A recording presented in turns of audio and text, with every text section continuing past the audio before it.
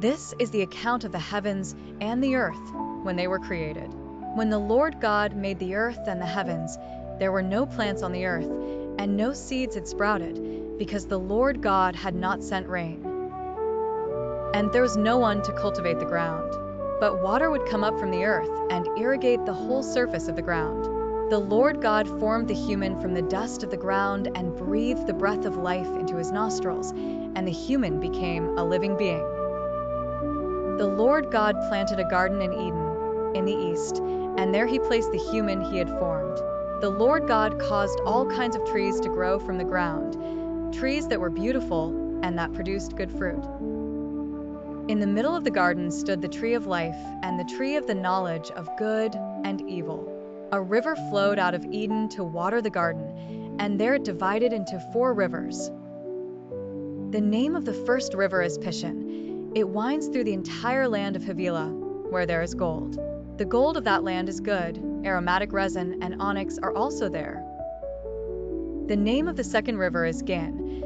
It winds through the entire land of Cush. The name of the third river is Tigris.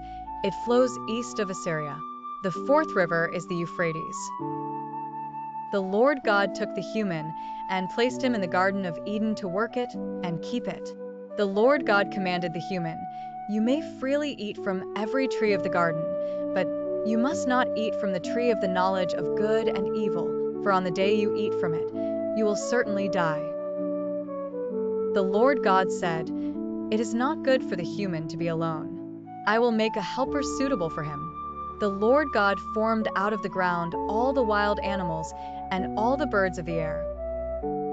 He brought them to the human to see what he would name them, and whatever the human called each living creature, that was its name. The human gave names to all the livestock, to the birds of the air, and to all the wild animals. But for the human, no helper suitable for him was found. So the Lord God caused the human to fall into a deep sleep, and while he slept, he took one of his ribs and closed up the place with flesh.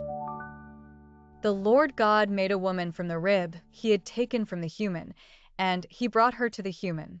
The human said, "This is now bone of my bones and flesh of my flesh. She will be called woman, for she was taken out of man."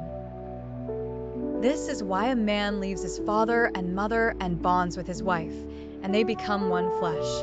Both the man and his wife were naked, but they were not ashamed.